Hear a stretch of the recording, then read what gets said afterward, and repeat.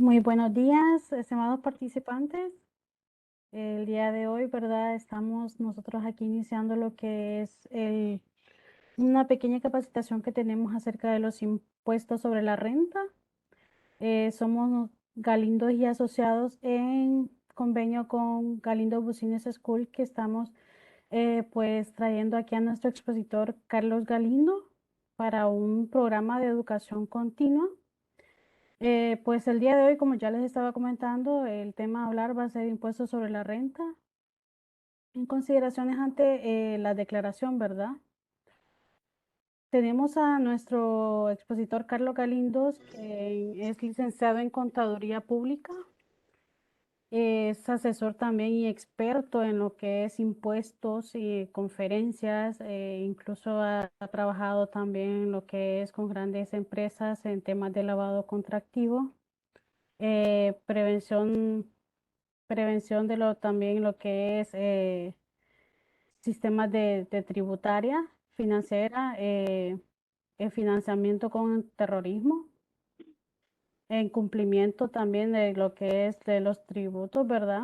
Eh, el señor Carlos Alberto Galindos es fundador de Galindos y Asociados, como una firma especializada y auditora fiscal, legal, con el plan Compliance, a través del cual brinda servicio a personas y empresas hondureñas y extranjeras en el territorio hondureño.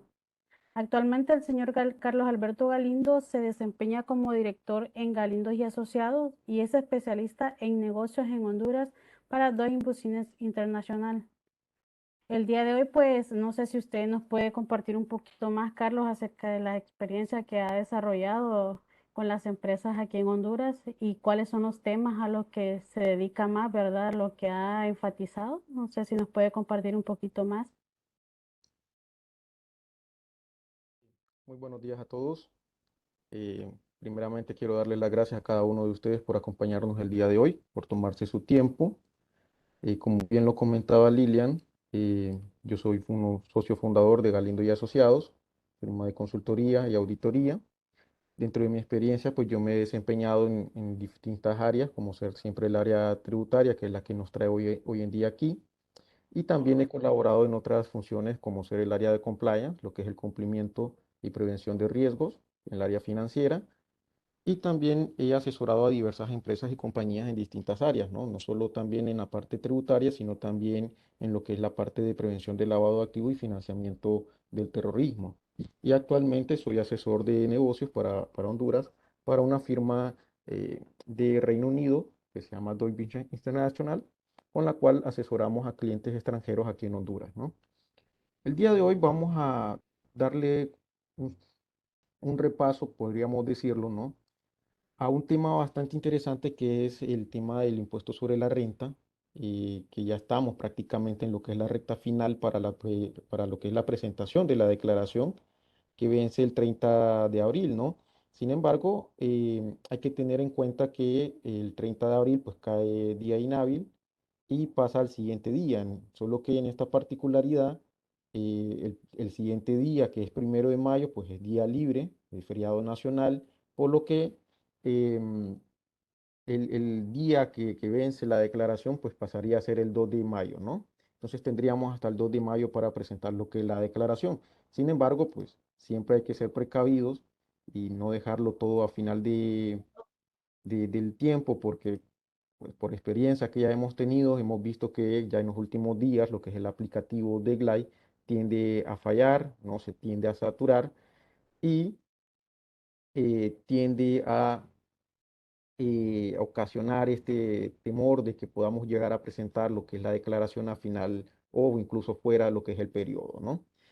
En cuanto al tema del impuesto sobre la renta, nosotros podemos ver que tanto en el Código Tributario como en lo que es la ley del impuesto sobre la renta, se nos señala que el impuesto, primeramente, bueno, el Código Tributario nos señala que Honduras se rige bajo lo que es un principio de renta territorial, lo que indica que Honduras pues solo va a perseguir aquellos gravámenes o aquellas ganancias que se obtienen dentro de lo que es el territorio nacional, ¿no?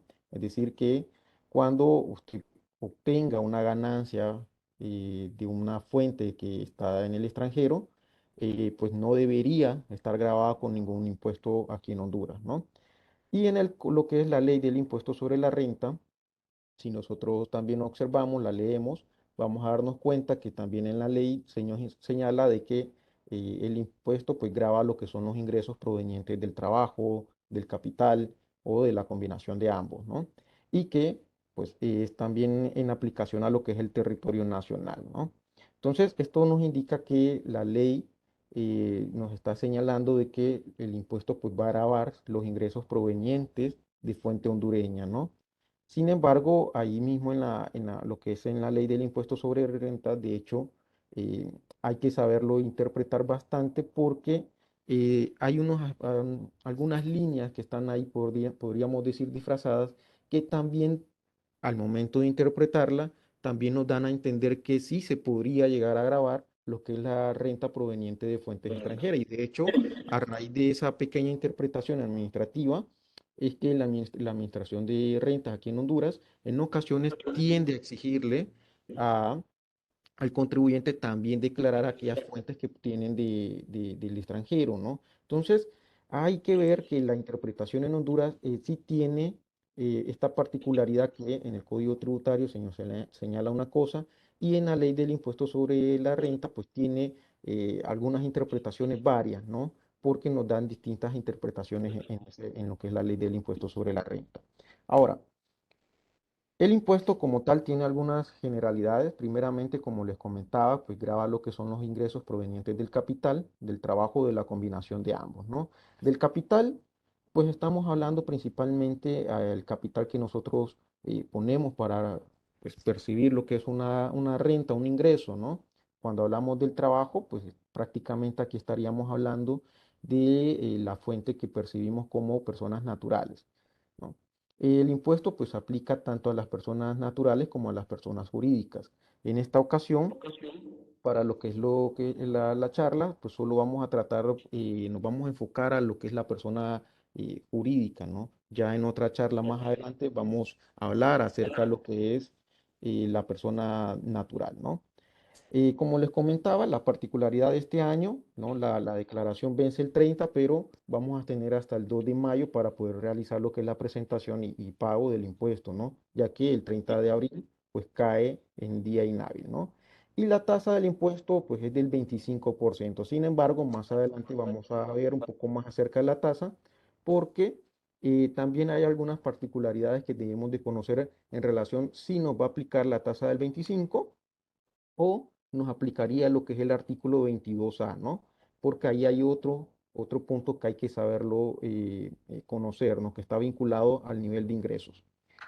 Ahora, en este caso, pues aquí está lo que les comentaba, ¿no? En cuanto a lo que es la tasa del impuesto, pues la tasa que todos conocemos es la tasa del 25, que es la que se nos señala o la que se nos indica en lo que es el literal A del artículo 22, ¿no? Es decir, esta es la que graba las utilidades.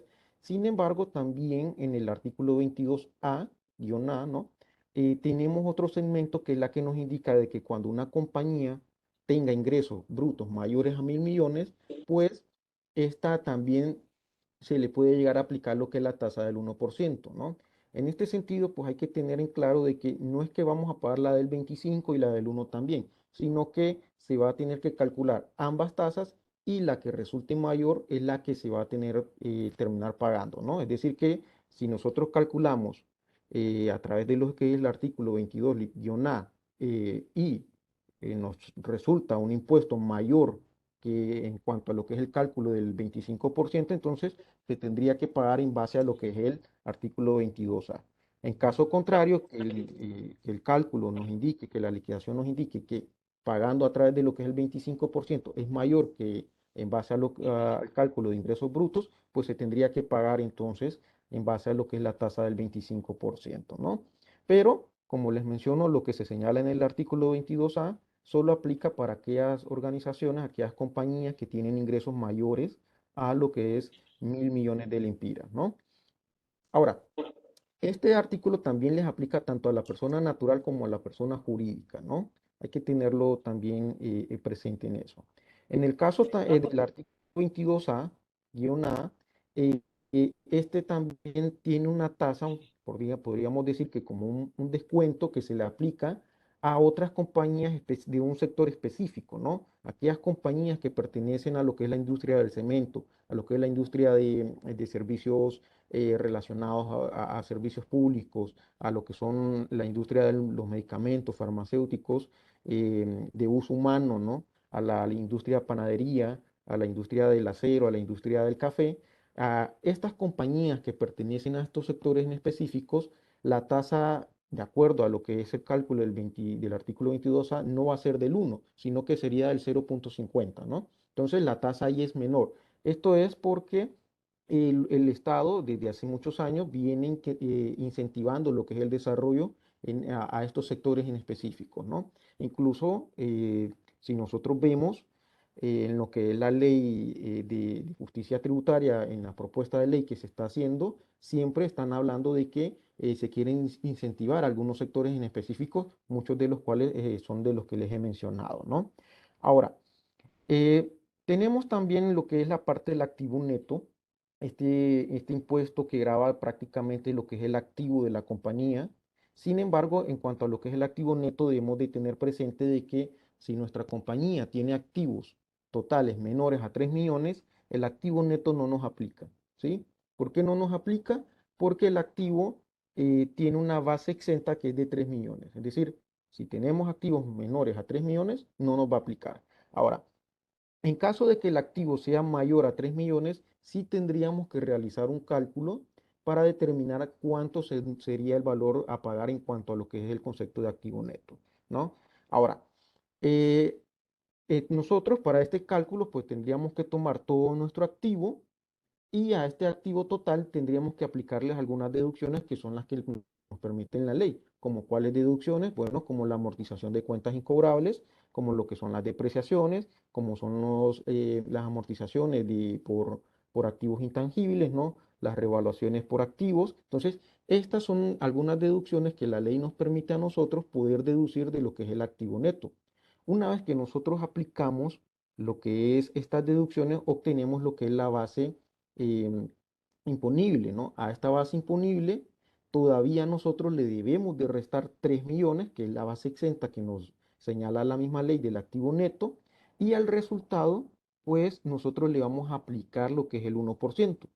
Si este 1% llegase a ser un valor mayor al que se va a pagar por concepto de impuesto sobre la renta, entonces nosotros no pagaríamos, no tendríamos terminando de pagar impuestos sobre la renta, sino que pagaríamos prácticamente lo que es la diferencia en lo que tiene que ser con el activo neto, ¿no? Entonces, el aplicativo nos va a calcular en base al activo neto. Entonces, hay que tener una cuestión bien clara que el aplicativo tiene varias parametrizaciones y estas parametrizaciones están orientadas a calcular y cobrar el impuesto más alto que resulte. Entonces, el aplicativo al final, cuando hace su conciliación, calcula en base al artículo 22, literal A, que es el 25%, nos va a calcular en base al artículo 22-A, que es a través de lo que es el ingreso bruto, y también nos va a calcular lo que es el activo neto y también nos va a hacer el cálculo de la aportación solidaria. Entonces, el aplicativo nos va a terminar eh, pues aplicando lo que el resulte mayor, el impuesto que resulte mayor, ¿no? Entonces, en este sentido, pues también hay que tener presente y es por eso que tenemos este punto de que debemos de estar realizando nosotros lo que es una conciliación del impuesto antes de presentar la declaración, para que nosotros conozcamos cuánto va a ser el impuesto que nos tocaría pagar y para que nosotros conozcamos en base a qué vamos a pagar nosotros, ¿no? Entonces, esa es la importancia de realizar una liquidación del impuesto previamente, ¿no? Entonces, tenemos esta parte del activo neto, ¿no? La base legal, pues es el decreto 51/2003, pero también tenemos lo que es la aportación solidaria, que particularmente la aportación solidaria en sus inicios se suponía que iba a ser algo temporal y al final terminó siendo, pues, permanente, ¿no? En cuanto a lo que es la aportación solidaria, hay que tener presente de que esta es una tasa que se desprende del impuesto sobre la renta.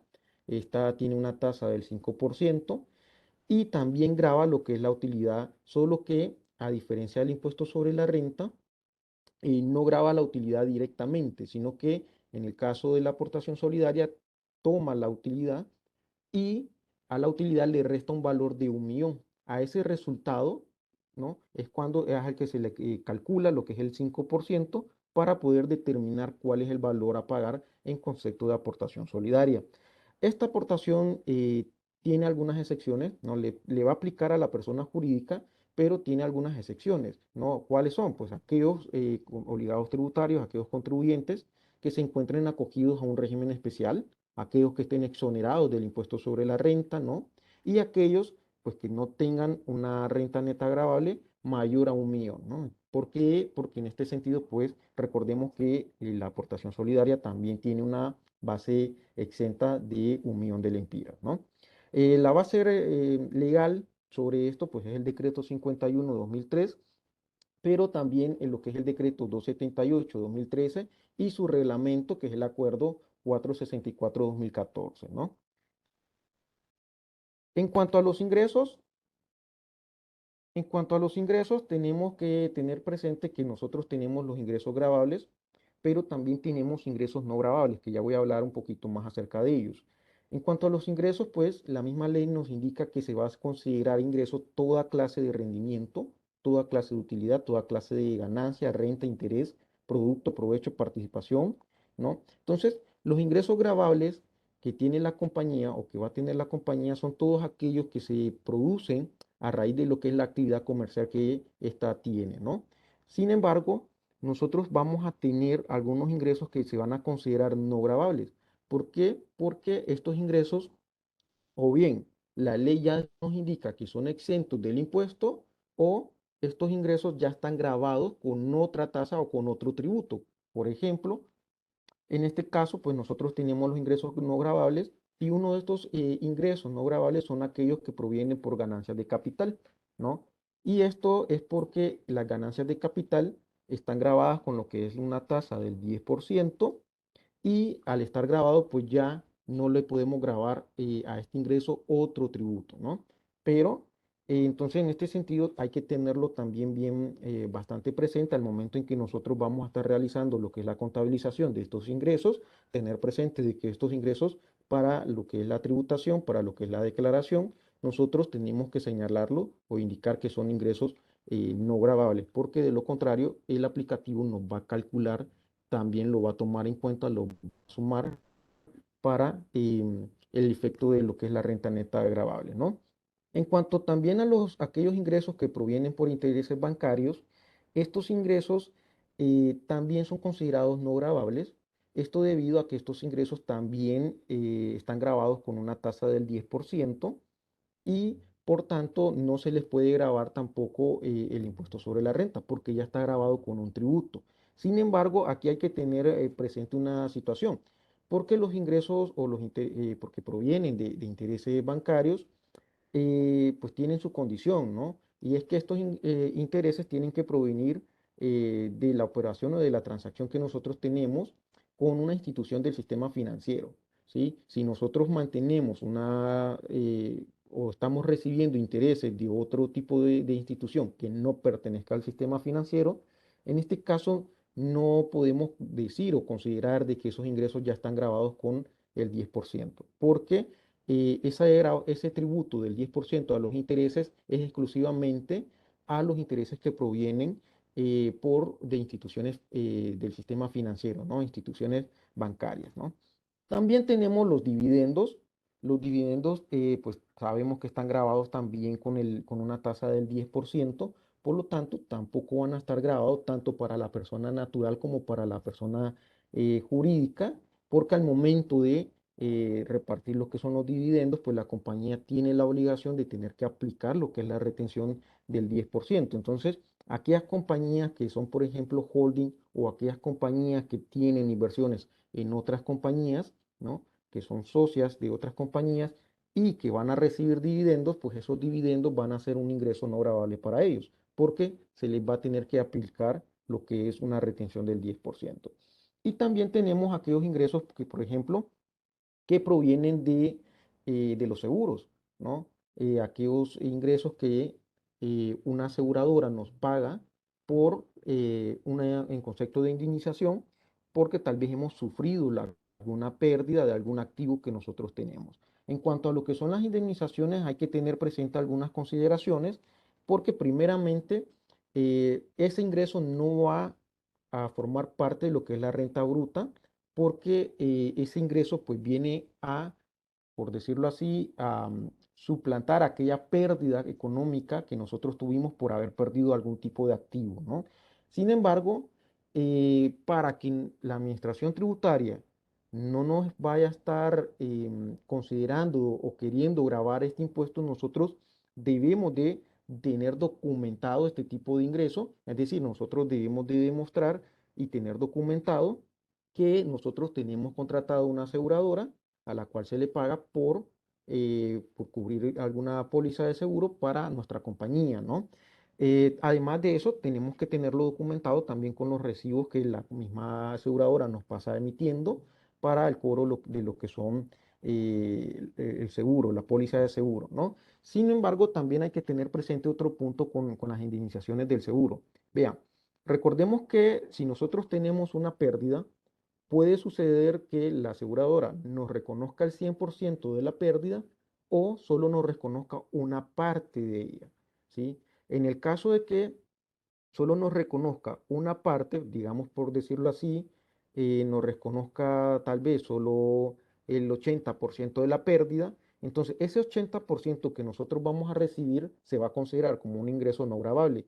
El resto, el otro 20% que nosotros vamos a tener, ¿no? Ese otro 20%, esa pérdida, sí va a ser deducible del impuesto sobre la renta. ¿Por qué? Porque la póliza no la está cubriendo o la institución financiera no la está cubriendo. Entonces esa pérdida nosotros sí la podemos llegar a tener como un gasto deducible para efecto de lo que es impuesto sobre la renta, ¿no? Pero tengamos bien presente eso, ¿no? Que hay que documentarlo, hay que soportarlo, porque la administración tributaria puede venir y nos puede considerar como un ingreso gravable o puede decirnos, no, mira, este gasto yo lo considero no deducible, ¿no?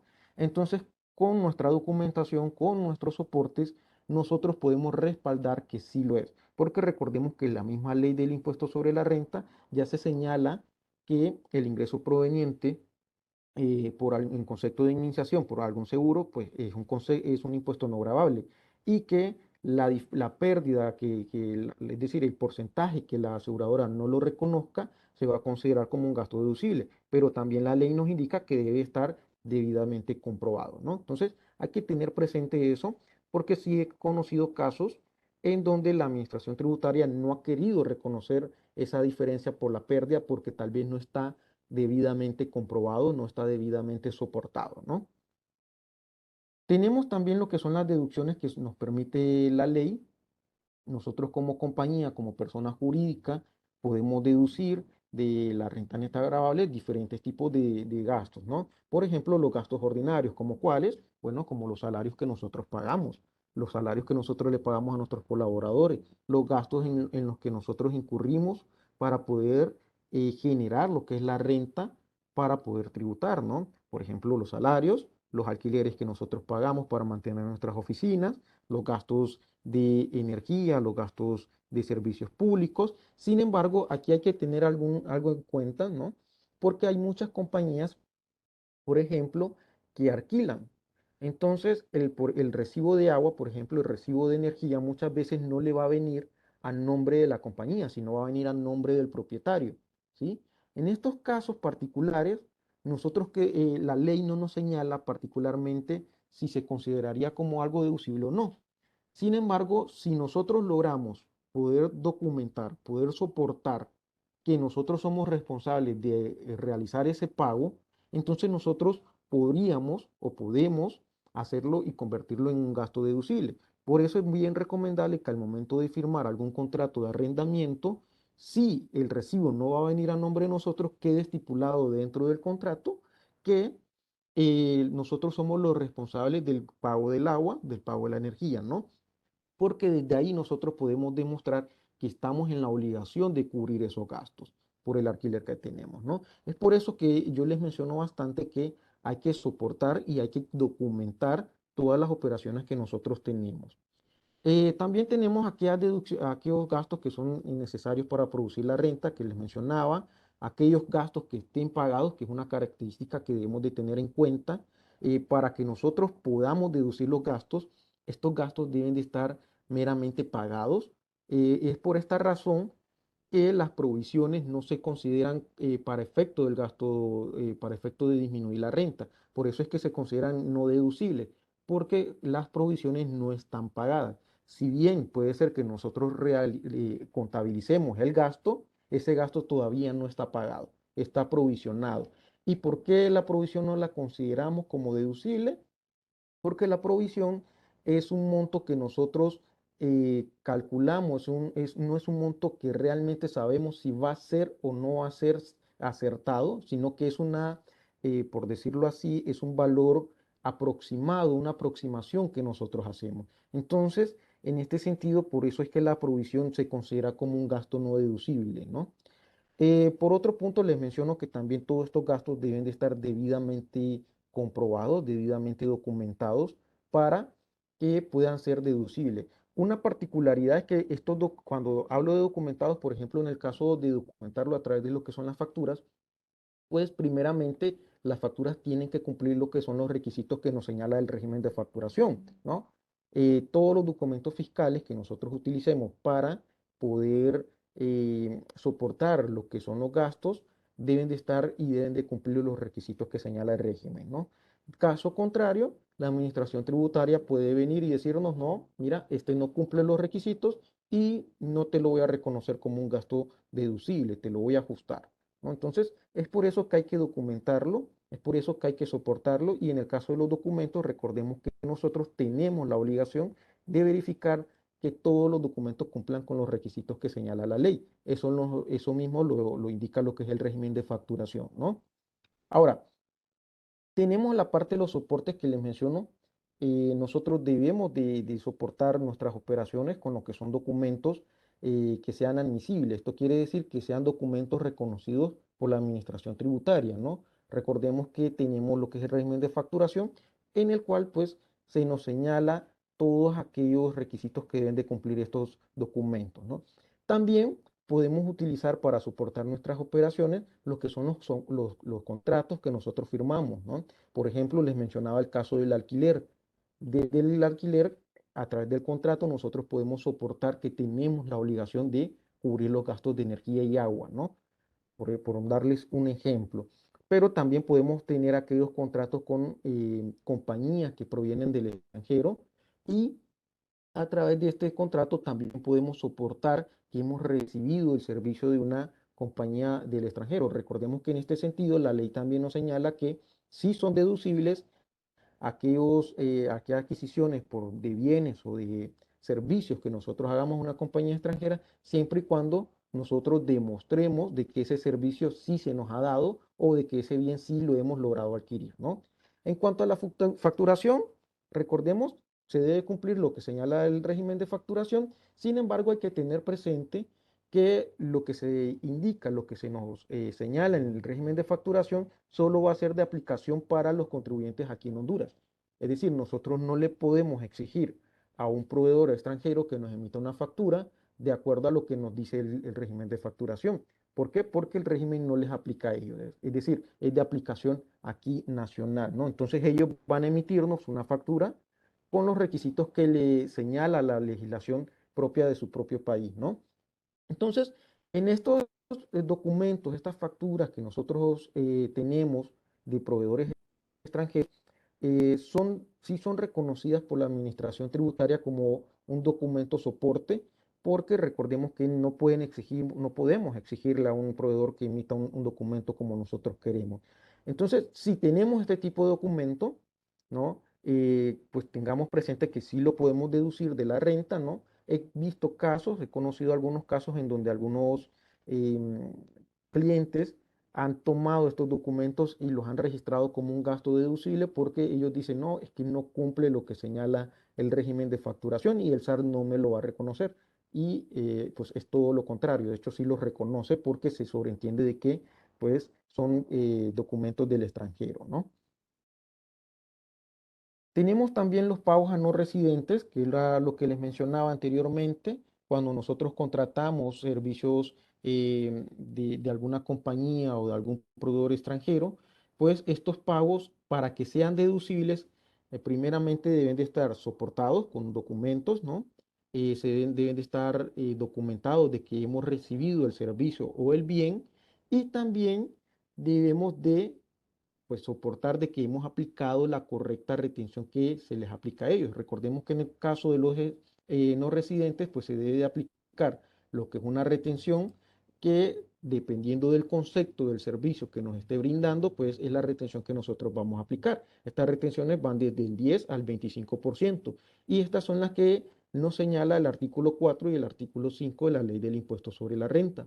Entonces, para poder hacer deducible estos pagos a extranjeros, pues recordemos, debemos de poder documentar que hemos recibido el servicio, tener un documento, una factura, un equivalente a una factura, ¿no? Y poder demostrar que hemos aplicado también lo que es la retención, porque en caso de que no logremos demostrar que aplicamos la retención, pues nosotros somos responsables de ese tributo.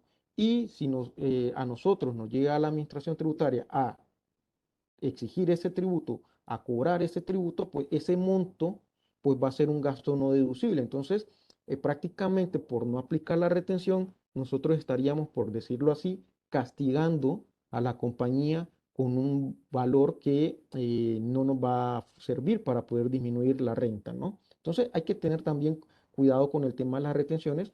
Recordemos, tenemos que aplicar las retenciones que se señalan en el artículo 4 o 5 de la ley en el caso de los no residentes, ¿no?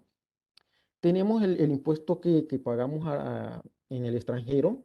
Vean, algunos de estos impuestos sí los podemos hacer deducibles, como por ejemplo el impuesto sobre ventas o el IVA que se conoce en el extranjero. Este tipo de impuesto nosotros sí lo podemos registrar como un gasto deducible para efecto de impuesto sobre la renta. Sin embargo, por ejemplo, en aquellos casos en donde se nos aplica un tributo o una retención en concepto de impuesto sobre renta, ese valor, lamentablemente, pues nosotros no lo podemos aplicar como un gasto como un gasto deducible. De hecho, es todo lo contrario, sería un gasto no deducible.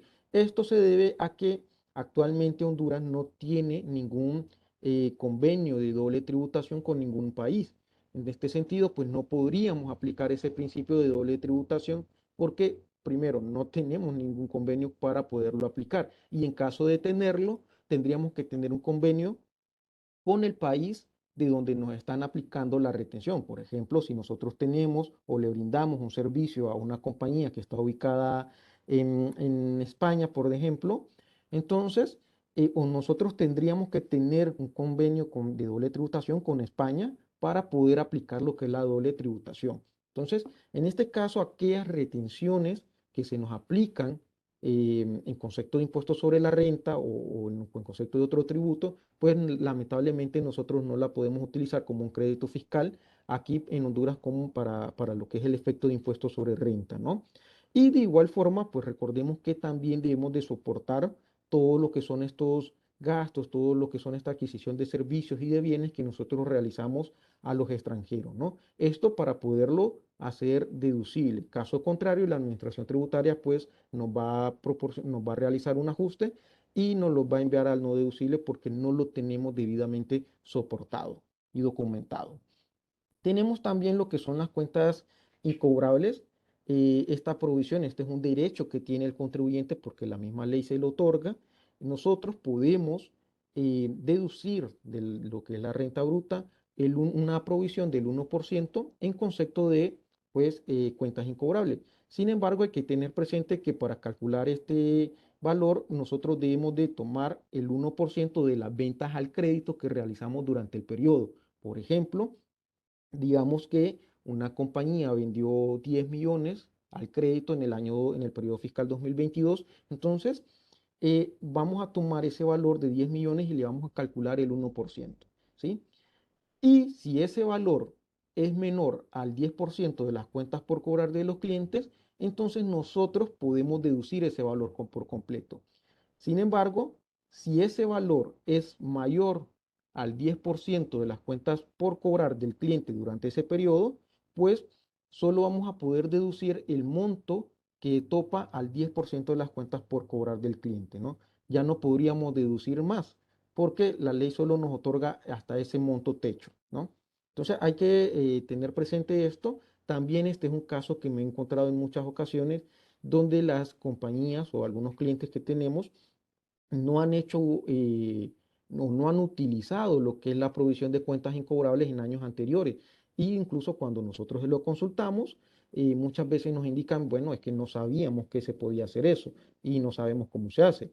Entonces, este es un derecho que la misma ley nos otorga a nosotros como contribuyentes y que nosotros podemos hacer uso para disminuir lo que es la renta, ¿no? Sin embargo, también hay que tener en cuenta de que al momento en que nosotros indicamos que una cuenta es incobrable, y si en un periodo más adelante llegamos a pues, recibir el ingreso de esa cuenta incobrable, ese ingreso pues sí se va a considerar como un ingreso gravable para lo que es el impuesto sobre la renta, ¿no? Entonces hay que tener también presente eso, que el hecho de que pues destinemos un valor o una cuenta incobrable, pues al momento de si la logramos recuperar más adelante, va a ser considerada como un ingreso gravable para ese periodo, ¿no? Eso ya ahí tiene un efecto contable, ¿no? Y pues hay dos formas de poder realizar esa contabilización, ¿no? Recordemos eso. Tenemos las depreciaciones. Las depreciaciones son también deducibles. Hay que tener cuidado también con las depreciaciones porque recordemos que primeramente debemos de trabajar de acuerdo a lo que nos señala lo que es el reglamento de las depreciaciones que tenemos en Honduras, que lamentablemente está bastante desactualizado. Creo que sí se necesitaría una actualización para los tiempos que tenemos. En mi opinión es un reglamento que no está acorde a nuestros tiempos. Entonces, pero pues la ley pues ya nos indica que debemos de trabajar en base a este reglamento para efecto fiscal, ¿no? Para efecto financiero, pues nosotros podemos destinar, de acuerdo a nuestras políticas, la vida útil del activo, ¿no? Entonces, hay que tener presente eso. El método que se utiliza para las depreciaciones, pues es el método de línea recta, es el método que no necesitamos ningún trámite, ninguna gestión para poderlo aplicar. En caso que nosotros necesitemos aplicar otro método distinto al de línea recta, pues tendríamos que notificárselo a la administración tributaria y hacerle la solicitud para que nos apruebe ese otro método de depreciación, ¿no? En cuanto a lo que es los bienes usados, aquellos bienes que nosotros adquirimos y que ya han sido usados por lo menos un tercio de su vida útil, pues estos bienes nosotros no los vamos a depreciar de acuerdo a la vida útil que lo señala la ley, sino que solo vamos a depreciar dos tercios de la vida útil de ese activo, ¿no? Es decir, que si nosotros, por ejemplo, adquirimos un vehículo usado, pues recordemos que la vida útil de un vehículo anda alrededor de 5 años, entonces, pero si este vehículo ya ha sido usado un tercio de su vida útil, entonces ya se consideraría como un vehículo usado, entonces al momento de depreciarlo no lo vamos a depreciar a 5 años, sino que solo vamos a tener que depreciarlo dos tercios de su vida útil en este sentido, ¿no? Y otro punto que hay que tener presente es que las depreciaciones solo las podemos utilizar eh, durante el periodo que se genera, ¿no? Es decir, las depreciaciones del periodo fiscal 2022 las debemos de declarar en la declaración del impuesto sobre la renta del 2022. Esas depreciaciones, si nosotros no las declaramos, pues ya no las podríamos reclamar en este otro periodo 2023. Entonces, hay que tener también cuidado con eso, que en ocasiones también por ahí me encontré un caso una vez donde no se había declarado las depreciaciones y el impuesto fue bastante alto, de hecho. Entonces, hay que tener cuidado con eso, ¿no? Tenemos lo que son las amortizaciones. En el caso de las amortizaciones, como ser, por ejemplo, las amortizaciones de licencias, de marcas, de alguna patente que nosotros tengamos, pues nosotros las vamos a amortizar de acuerdo a lo que está, al tiempo que está estipulado en el contrato. Si en el contrato pues se estipula que vamos a tener esa marca durante unos 10 años, pues nosotros la vamos a amortizar en 10 años. Si solo se nos señala que va a ser a 2 años, pues tendríamos que amortizarla a 2 años, ¿no? Entonces, ahí va a depender mucho del tiempo, del periodo que nos señale el contrato que nosotros tenemos, ¿no? tenemos algunas consideraciones que debemos de tomar en cuenta para la conciliación del impuesto sobre la renta. Una de estas consideraciones son aquellos ingresos que se devengan por la medición al valor razonable, con cambios a resultados, no serán sujetos del impuesto sobre la renta, sino hasta el momento de su enajenación, ¿no? Esto nos quiere decir que aquellos ingresos que nosotros hemos devengado, pero que fueron medidos al valor razonable, solo van a ser considerados como un ingreso razonable, un ingreso gravable, hasta que realmente se llegue a enajenar este tipo de ingresos, ¿no? Y en el caso de aquellas provisiones, cuando nosotros teníamos provisiones y las reversamos, pues se tendría que considerar si es o no es un gasto deducible, ¿no? En este sentido, cuando nosotros registramos lo que es la provisión, por decirlo así, recordemos que registramos un gasto, ¿no? Si este gasto fue o fue tomado en cuenta para disminuir la renta, entonces al momento de su reversión, nosotros lo vamos a considerar pues como un ingreso, ¿no? Y en este sentido va a ser considerado como un ingreso gravable. Sin embargo, si esta provisión cuando se registró no se consideró como un gasto deducible, entonces al momento de que apliquemos lo que es su reversión, pues no se va a tomar en cuenta ese valor como un ingreso gravable o no va a estar sujeto para efecto del impuesto sobre la renta. Entonces, en el caso de las provisiones hay que tener bastante cuidado. Recordemos que estas no son deducibles porque meramente solo son un valor aproximado que nosotros estamos calculando que nos va a tocar pagar por algún gasto que posiblemente tengamos. Y en ocasiones incluso eh, muchas veces registramos provisiones y estas provisiones en ocasiones muchas veces no se llegan a ejecutar, ¿no? Solo las dejamos provisionar. En estos casos recordemos que siempre debemos de reversar esa provisión, ¿no? También tenemos aquellos pasivos por ingresos diferidos por programas de fidelización de clientes que serán reconocidos como ingresos, ¿no? Pues ya en lo que es la parte de promoción, de mercadeo, hay compañías que aplican algunos beneficios a sus clientes, entonces muchos de estos beneficios van a ser considerados como ingresos gravables, ¿no? Por ejemplo, aquí en nuestro país hemos visto compañías, empresas que pues entregan premios a sus clientes, ¿no? Hacen rifas, por ejemplo, y si el cliente le gana, dan el premio, ¿no? Entonces, aquí hay que tener mucho cuidado porque en el caso de las rifas, recordemos que les aplica una retención. Pero, ¿qué pasa, por ejemplo? Bueno, si nosotros damos una rifa y el premio es en efectivo, ¿no? Entonces, pues la rifa, ahí es fácilmente nosotros le podemos aplicar la retención. Sin embargo, ¿qué pasa, por ejemplo, si nosotros estamos rifando un vehículo? Entonces, es muy difícil poder aplicarle una retención a un vehículo que vamos a entregar, porque sí, es decir, sí tenemos un valor, pero ¿cómo le retenemos el efectivo a un vehículo? Entonces, o no, o pues, la otra opción es que nosotros se lo cobremos directamente al participante que ganó la rifa, ¿no? Pero es como que muy difícil de poder realizar eso. Entonces, en estos casos, eh, vean que la ley no nos señala un procedimiento de cómo nosotros deberíamos de actuar cuando, por ejemplo, estamos entregando algún tipo de reconocimiento, algún tipo de beneficio que es ya en especie. En este tipo, pues la ley no nos dice, hey, cómo tú vas a retener si estás entregando, por ejemplo, un vehículo. Entonces, aquí tenemos dos puntos. O bien, nosotros podemos alegar de que no hay un procedimiento señalado en la ley, o podemos hacernos cargo de esa retención a la que nosotros deberíamos de haber aplicado, solo que en ese caso, esa retención, ese valor al que nosotros, por el que nosotros nos responsabilizamos, pues se consideraría como un gasto no deducible. Entonces, hay que tener mucho cuidado al momento de aplicar este tipo de premios o de aplicar este tipo de eventos, de rifas, para poder retener a nuestros clientes, ¿no? Es muy importante que siempre que hagamos estos eventos, en lo que es la publicidad, siempre debemos entender de que este tipo de premios puede estar sujeto a algún tipo de retención, ¿no? Para que el cliente pues tenga presente de que se le puede aplicar la retención si la llegase a ganar, ¿no? Entonces también tenemos los ingresos provenientes de la prestación de servicios variables.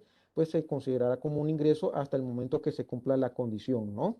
Tenemos los ingresos que deben ser presentados dentro del resultado integral, no serán objeto del impuesto sobre la renta, sino hasta el momento en que, de acuerdo a con la técnica contable, deban ser presentados en los estados de resultados, ¿no? Entonces, aquí, pues es más que todo, en ocasiones nosotros contablemente o financieramente, por decirlo así, pues presentamos algunos ingresos que todavía no han sido devengados. Entonces esos ingresos pues no se van a considerar como parte de la renta neta gravable, por lo tanto no van a formar parte del cálculo, ¿no?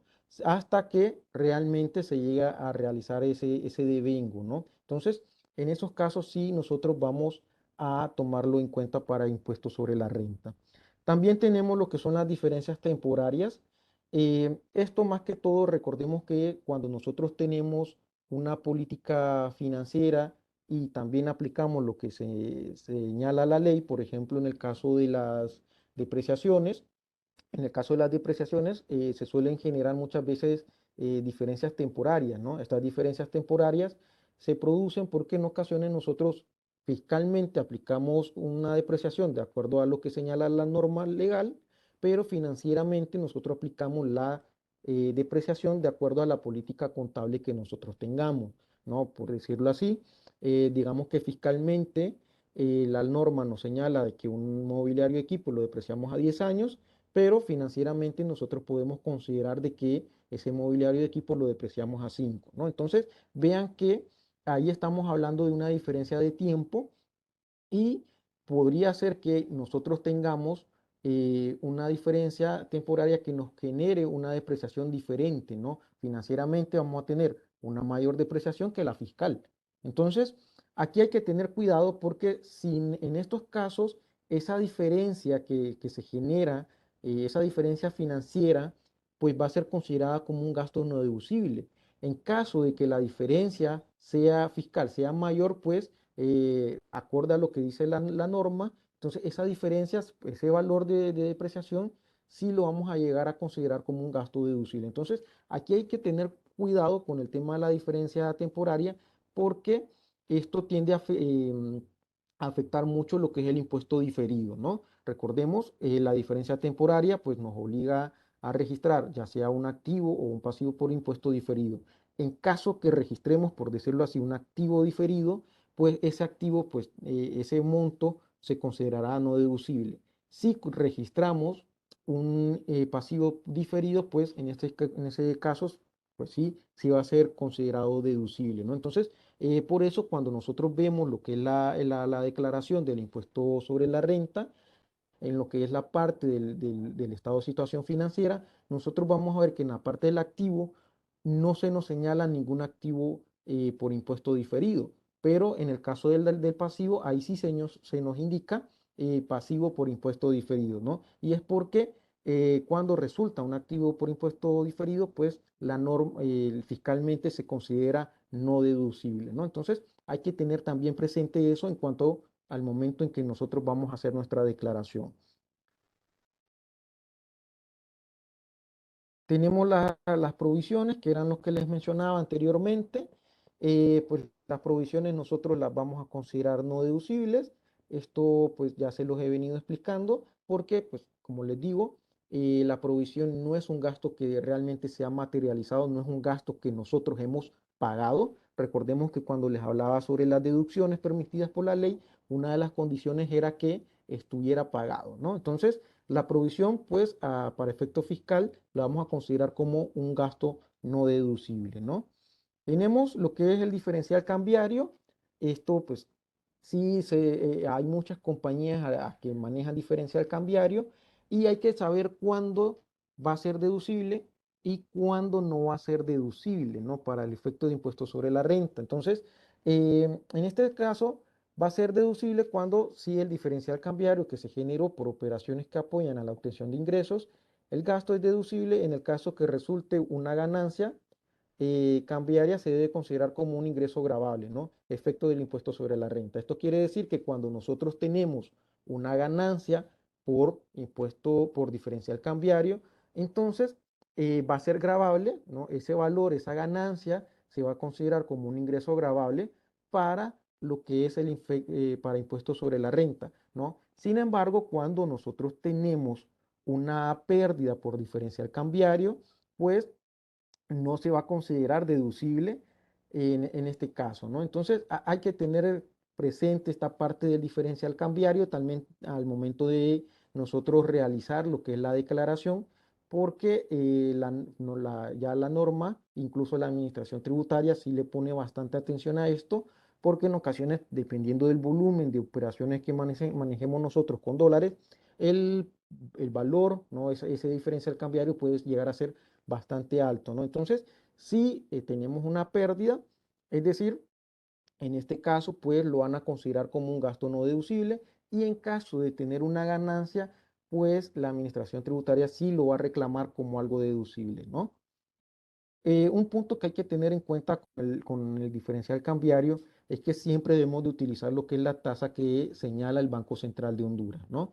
Eh, He encontrado algunos casos en donde se aplican una tasa muy diferente a la que se maneja o la que publica el Banco Central. Entonces, en esos casos, vean que aunque usted tenga, si usted llega a tener un ingreso, pues se lo van a grabar, pero en caso de una pérdida se le va a calcular en base al diferencial o a la tasa de cambio que realmente debió haber aplicado. Entonces, ahí también tenemos una situación en cuanto a lo que es la tasa, ¿no? Recordemos aplicar la tasa que señala el Banco Central de Honduras, ¿no?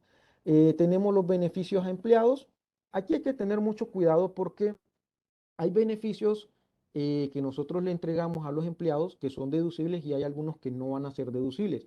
Y en ocasiones puede ser el mismo tipo de gasto, sin embargo, bajo algunas características o bajo algunas condiciones se puede convertir en deducible o en no deducible. Por ejemplo, en el caso del pago de los viáticos, si el pago de los viáticos que nosotros le hacemos a nuestros colaboradores están documentados, están soportados, y esa documentación señala que es un gasto de la compañía, por ejemplo, la factura indica el nombre de la compañía y su RTN, entonces en esos casos el gasto pues va a ser deducible para la compañía.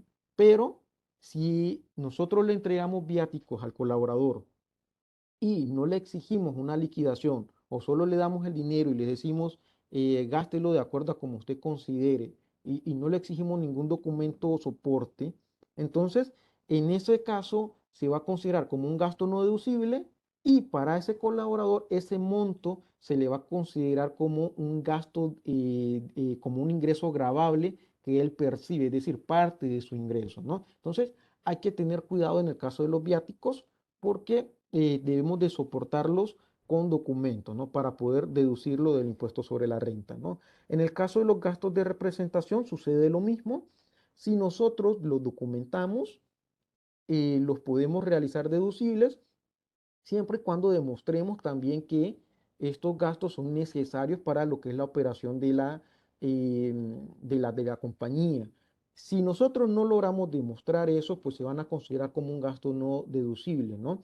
Ahora, por ejemplo, hay otros gastos que nosotros tenemos relacionados a los beneficios de empleados, como por ejemplo los gastos que nosotros realizamos lo que es la cena navideña, ¿no? O muchas veces que nosotros damos un bono a fin de año o que nosotros entregamos tal vez una canasta de alimento. Entonces, estos gastos, si bien, vean lo interesante aquí, si bien no tiene mucho que ver con la operación para producir la renta, sí nosotros podemos convertirlos en deducibles si nosotros demostramos que son beneficios que nosotros le entregamos a nuestros colaboradores para poder retener el personal dentro de la empresa y para que ese personal no se nos vaya o no se nos ponga la renuncia y no se vaya a otra compañía. Entonces, si nosotros lo tenemos bajo alguna política, por ejemplo, o alegamos que lo hace, que este tipo de gastos lo llevamos a cabo para poder retener a nuestros colaboradores, fácilmente nosotros los podemos hacer deducibles. Sin embargo, esto muchas veces la administración tributaria no lo llega a considerar como deducible. He conocido casos, he visto casos en donde la administración tributaria cuando observa que el monto es bastante significativo, no lo quiere reconocer a pesar de que usted alegue que es un beneficio a un empleado, ¿no? Entonces, hay que tener también cuidado con esto. Recordemos, hay que documentar este tipo de gasto, hay que soportar este tipo de gasto, porque de esa forma sí lo podemos deducir, ¿no? Es decir, si nosotros tenemos las facturas de los gastos que vienen a nombre de la compañía, si nosotros demostramos que lo pagamos, si nosotros demostramos que recibimos esos servicios y que se los entregamos a nuestros colaboradores, nosotros podemos registrarlo como algo deducible y sí lo podríamos soportar, ¿no? Caso contrario, la administración tributaria, recordemos, lo va a querer ajustar porque no lo tenemos soportado. Entonces, es bien importante poder soportar todos aquellos gastos en los que nosotros incurrimos para poder disminuir la renta, ¿no? Ahora, esto, esto es todo por el día de hoy. En la próxima semana, pues cuando regresemos de Semana Santa, nos vamos a tener otra charla relacionada siempre al impuesto sobre la renta, solo que en esta ocasión va a ser un poco más práctica. Hoy nos queríamos enfocar a la parte teórica por el tema del tiempo, pero en la próxima lo vamos a tener un poco más práctico para que podamos comprender mejor cómo afecta al momento o cómo nosotros debemos de preparar nuestra declaración de impuestos sobre la renta. Si tienen alguna consulta, pues en todo momento la pueden realizar y con mucho gusto yo las puedo contestar, ¿no?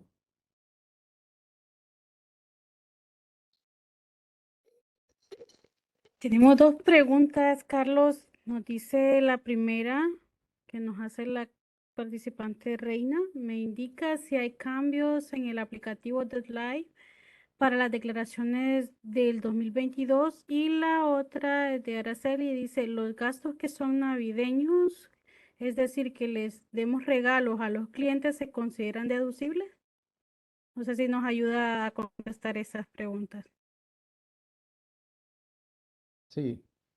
Con la primera pregunta, en cuanto a los cambios, la administración tributaria siempre tiende a realizar cambios todos los años en el aplicativo.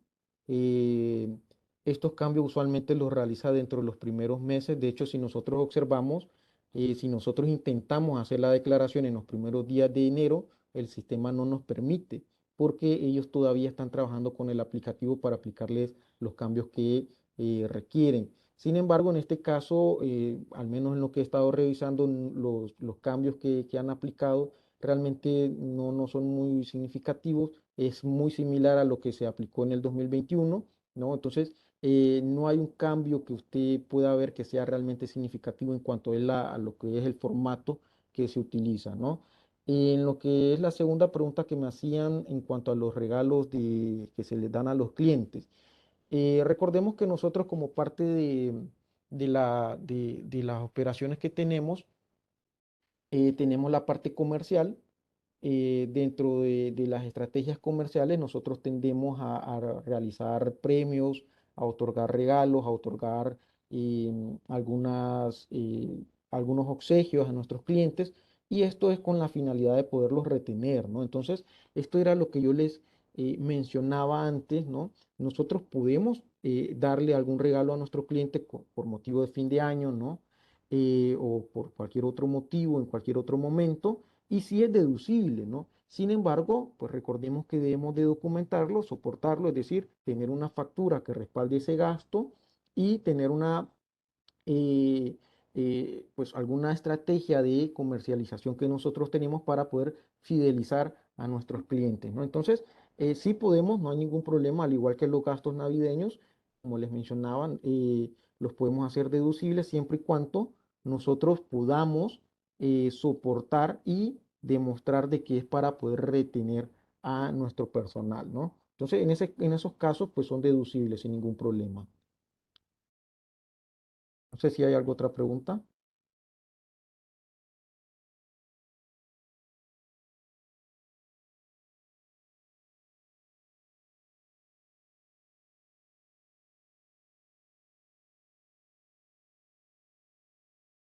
Tenemos otra pregunta, nos dice Itzi, los préstamos por propiedad, planta y equipo rebajan el activo neto. ¿En qué casilla se debe colocar para este efecto? No sé si me apoya. Sí, es muy buena observación. De hecho, sí, cuando nosotros tenemos algún préstamo, algún financiamiento y este financiamiento ha sido utilizado para eh, poder comprar alguna propiedad, planta y equipo, al momento en que nosotros vamos a preparar nuestra declaración de renta, nosotros podemos utilizar ese valor para disminuir lo que es el activo neto, ¿no?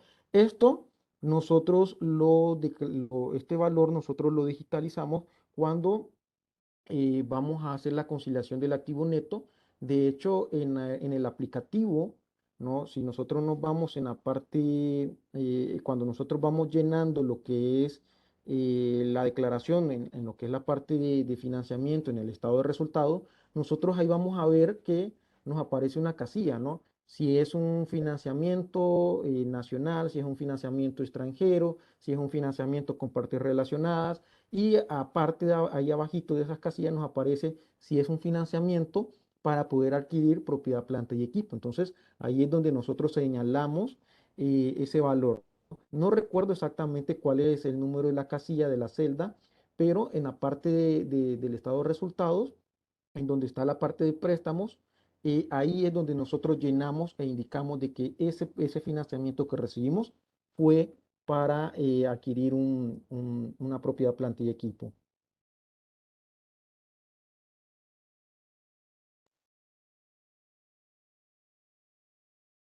José Ledesma nos pregunta si un colaborador se le paga una maestría, ¿es un gasto deducible para la empresa o es un ingreso grabado para el empleado? Es muy buena pregunta, muy buena pregunta. Vean, aquí hay que tener en cuenta dos cosas. Primero, si tenemos documentado ese gasto, es decir, si ese pago de maestría, cómo lo estamos, con qué documento lo estamos soportando, ¿no? Si tenemos alguna factura o solo le estamos dando el dinero en efectivo al colaborador. Lo segundo es que hay que ver la política que nosotros tenemos. Es decir, ese beneficio de poderle pagar una maestría a un colaborador es para todos los en general, es decir, ese beneficio lo pueden tener todos los colaboradores o solo lo va a tener un grupo específico de la compañía, es decir, los directores o los socios. Entonces hay que ver esos dos puntos, ¿no? Si nosotros ese beneficio se lo damos, debería ser un beneficio general, es decir, cualquier colaborador de la compañía debería poder aplicar a ese beneficio. Entonces, esa es una condición para que nosotros lo podamos hacer deducible. Y lo otro es que lo tengamos soportado a través de un documento, ¿no? Que lo tengamos documentado ese tipo em, de gastos que estamos realizando. Entonces, si cumplimos esas dos condiciones, sí lo podemos considerar como deducible. En caso contrario, pues no lo consideraríamos, sería no deducible.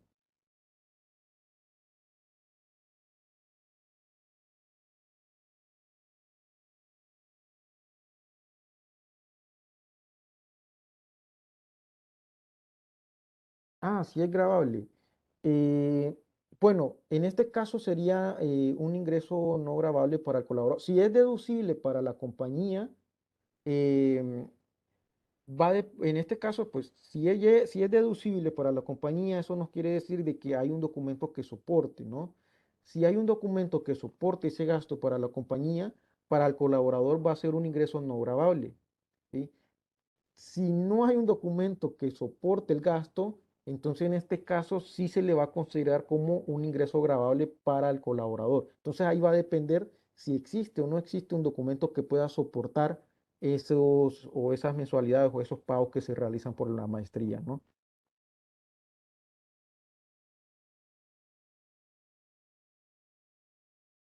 Sería nos pregunta, ¿la fluctuación de moneda sería un gasto deducible para la renta si se usa la tasa correcta? Sí, claro. De hecho, recordemos que la tasa de cambio varía todos los días dependiendo de la demanda y oferta que tenga el Empira, ¿no? Frente al dólar o en el mercado de monedas, ¿no? Em, Todos los días va a variar la tasa de cambio y no hay ningún problema. Sin embargo, recordemos que en cuanto a lo que es la fluctuación de la moneda, si nosotros tenemos un diferencial cambiario y ese diferencial es una ganancia, esa ganancia se va a considerar como un ingreso gravable. Si ese diferencial cambiario genera una pérdida, entonces esa pérdida va a ser considerada como un gasto no deducible. Entonces, si ganamos, la administración tributaria nos cobra impuestos y si perdemos, no nos permite deducir, ¿no? Entonces, ahí hay que tener en cuenta. Si es pérdida, es no deducible. Si es ganancia, es deducible, es gravable.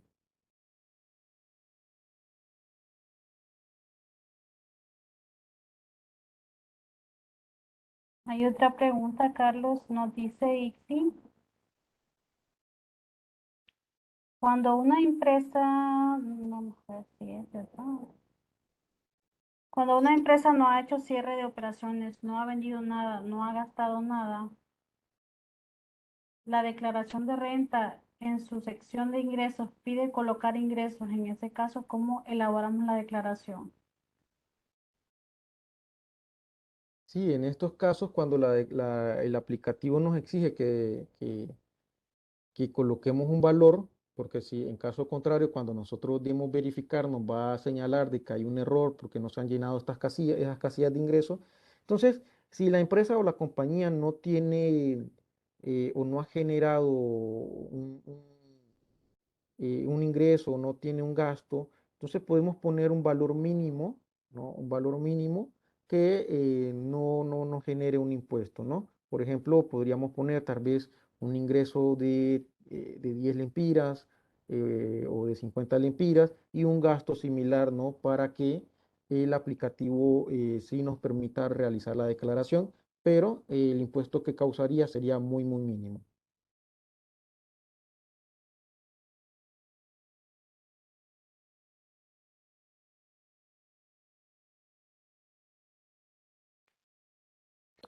Una de las últimas preguntas nos dice Reina, ¿los gastos realizados para capacitar a los empleados es deducible, Carlos?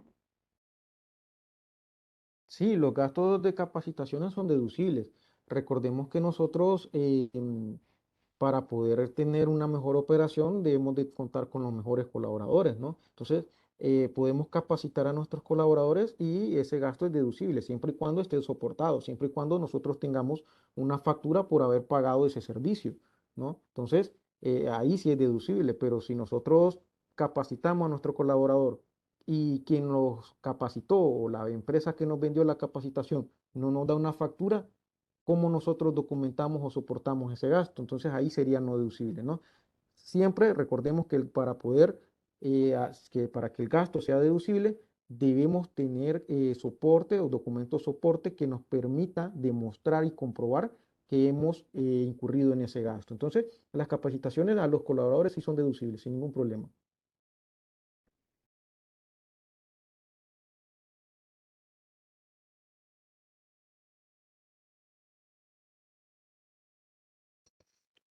Nos dice José, ¿los intereses que se generan por el pago de un préstamo entre relacionadas son deducibles de la renta? No, los casos en el caso de las partes relacionadas, no. Ya la norma señala que cuando los préstamos son por partes relacionadas, los intereses que se producen no van a ser considerados deducibles. Solo se van a considerar deducibles cuando esos préstamos o esos intereses son pagados a una institución del sistema financiero.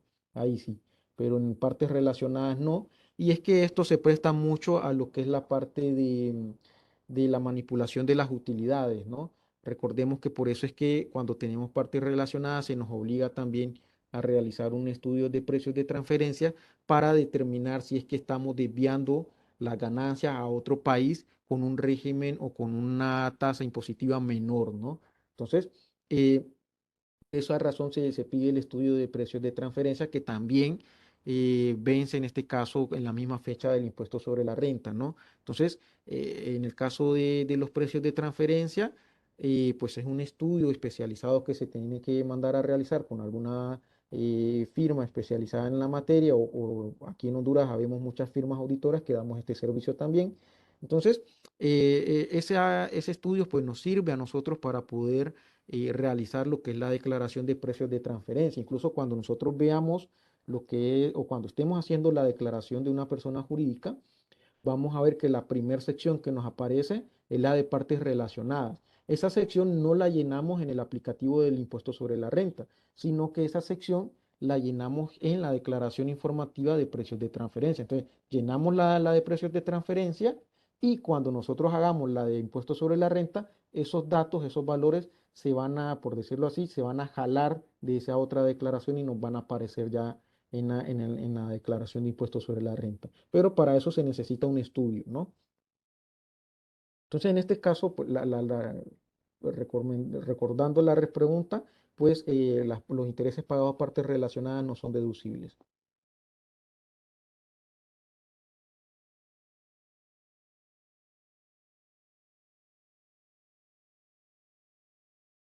Bueno, no sé si tenemos alguna otra pregunta. La verdad es que fue una charla muy interesante, Carlos. Te doy las gracias.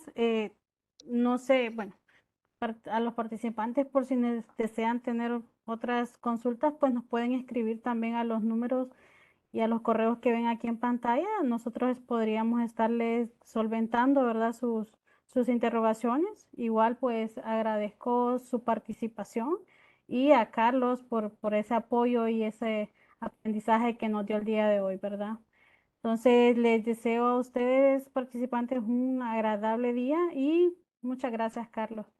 No sé si tienes palabras de despedida. Y, y agradecerle a todos los que nos acompañaron el día de hoy por haber destinado este tiempo y en recibir esta charla, ¿no? Es una charla corta. Hemos tratado de tocar puntos bien importantes al momento de tener que preparar la declaración. Sabemos que muchos de ustedes son contadores con una amplia experiencia en el campo y hay cuestiones que ustedes lo manejan súper bien, ¿no?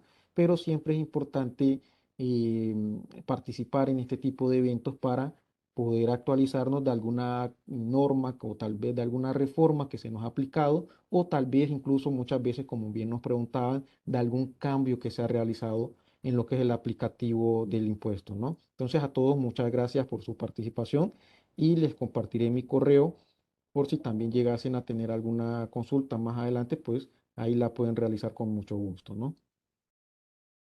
Un feliz día a todos.